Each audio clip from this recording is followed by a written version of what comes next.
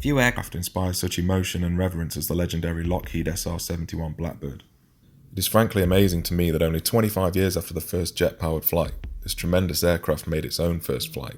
An aircraft capable of speeds well in excess of Mach 3, that's 3 times the speed of sound.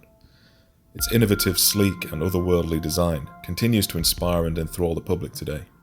In this video, we are going to examine some of the factors that make the SR-71 such an amazing piece of aeronautical engineering. The SR-71 was shrouded in secrecy from its inception. The brainchild of Clarence Johnson, chief designer of Lockheed's renowned Skunk Works development division. It emerged from the A-12 Oxcart project, a reconnaissance aircraft built for the Central Intelligence Agency that we will revisit later on this channel. Back in the early 1960s, America and its allies were locked in a state of geopolitical tension with the Eastern Bloc nations, a period known as the Cold War. This tumultuous time spanned the late 1940s to the early 1990s and was beset with espionage, a military and technological arms race, and the rapid development of nuclear weapons, their delivery methods, and the stockpiling of warheads. In an era preceding sophisticated satellite imaging, the United States needed a reconnaissance platform that could provide high-quality images from behind enemy territory, in the heart of the Soviet Union. Although the U-2 spy plane, another cutting-edge Lockheed product, had early success in this regard, the shooting down of CIA pilot Gary Powers in 1960 over Sverdlovsk Oblast was one of the principal flashpoints in Cold War history. His capture and the seizure of his wrecked U-2 were a victory for the Soviet Union and an embarrassment for the Eisenhower administration. What's more, the incident demonstrated the sophistication of Soviet surface-to-air missile technology and showed that even very high-altitude aircraft were not immune to these weapons. It's true that the SR-71 was one of the first aircraft to possess a reduced radar cross-section. It was around 10 square meters, and was designed with early stealth principles in mind, such as by incorporating radar-absorbent materials. However, the Blackbird's primary defense against enemy radar, interceptors and missile platforms was pure unbridled speed. In the event that a threat was detected by the crew, the pilot would simply accelerate, avoiding the problem whilst travelling faster than a speeding bullet. The Soviets' fastest interceptor, the MiG-25 Foxbat, was unable to attain the speed or altitude of the SR-71. Enemy SAM sites had very little time to acquire the aircraft, and by the time a missile was launched and was at altitude, the SR-71 had long gone. In this manner, the SR-71 was nigh-on invulnerable. Incredibly, over its entire service history, not a single SR-71 aircraft was lost to enemy action. The Blackbird was built to accommodate 2 crew. The pilot sat forward of the reconnaissance systems officer, who operated the communications, radar and navigation equipment. Much of the aircraft, around 85%, was constructed from the light and strong metal titanium, with the rest made up from novel polymer composites. This was in contrast to most other aircraft, whereby titanium was used for the areas exposed to the highest temperatures, such as the leading edges of the wings and exhaust fairings, due to the prohibitive cost. The scarcity of titanium in the United States at the time was such that the metal had to be obtained, ironically, from the Soviet Union, using dummy corporations and third world operations. Once the material was obtained, metallurgical contamination could also be an issue, leading to rejection of the supply. This and other challenges led to another technical innovation.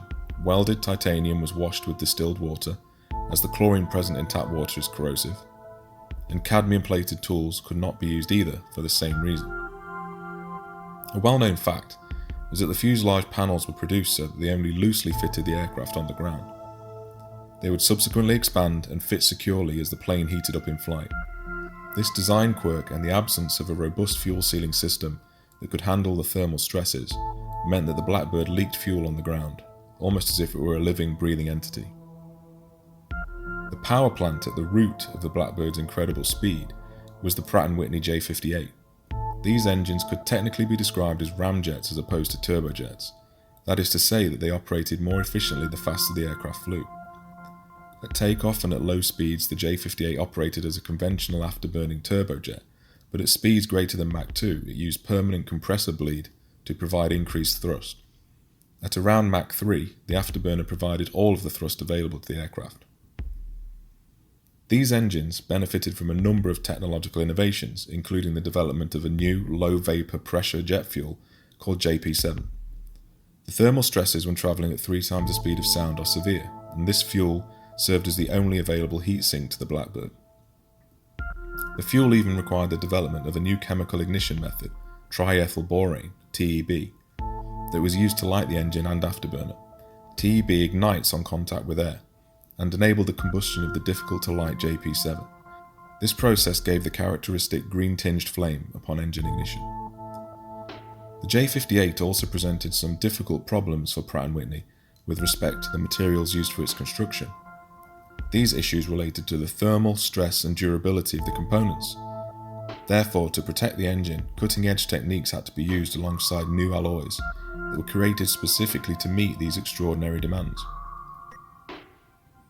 The engine air inlets were innovative in that they slowed the incoming air flow to subsonic speed while cruising at over Mach 3.2.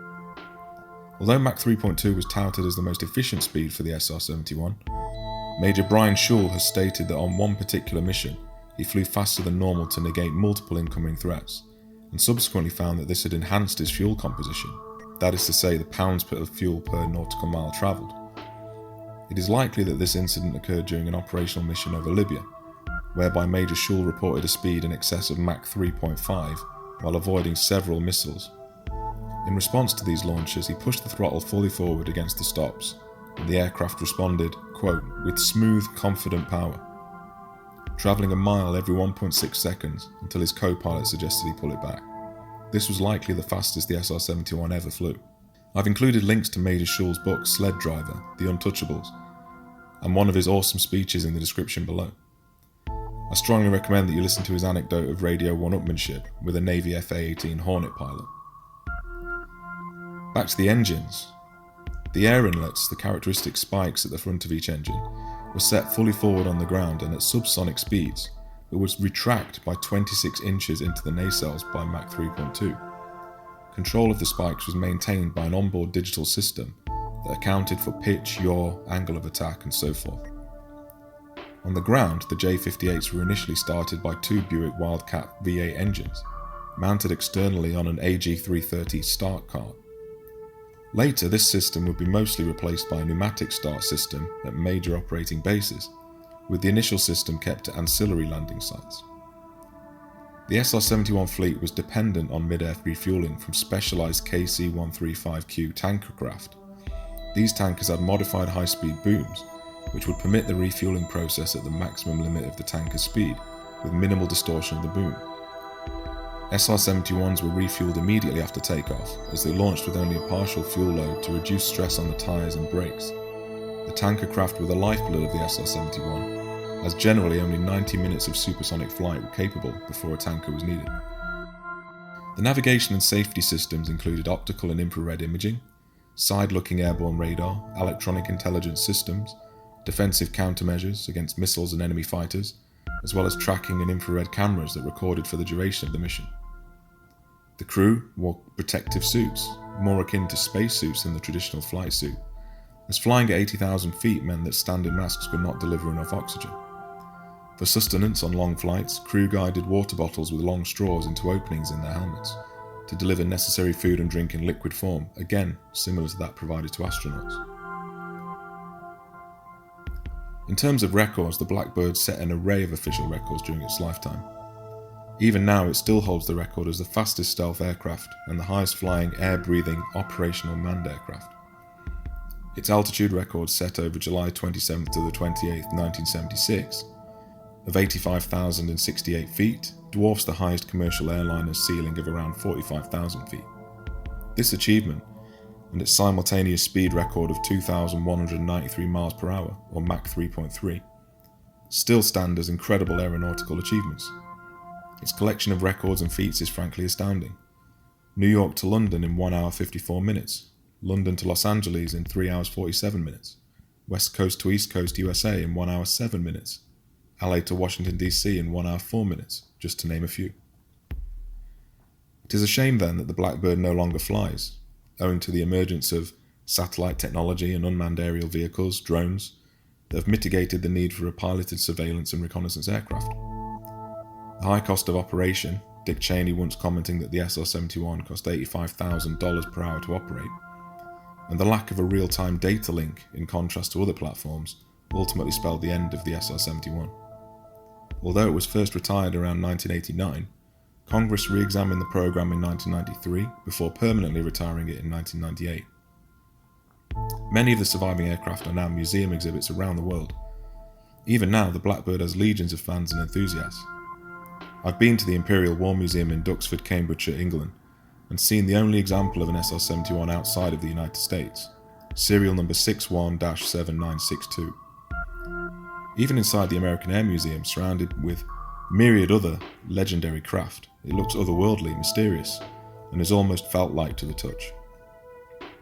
Few can doubt its place as one of the most famous and technologically impressive aircraft ever produced. What's more incredible is the fact that the SR-71's achievements were a consequence of 1950s technology. I hope you enjoyed this retrospective, and I'll see you again in the next episode of Scorch the Sky.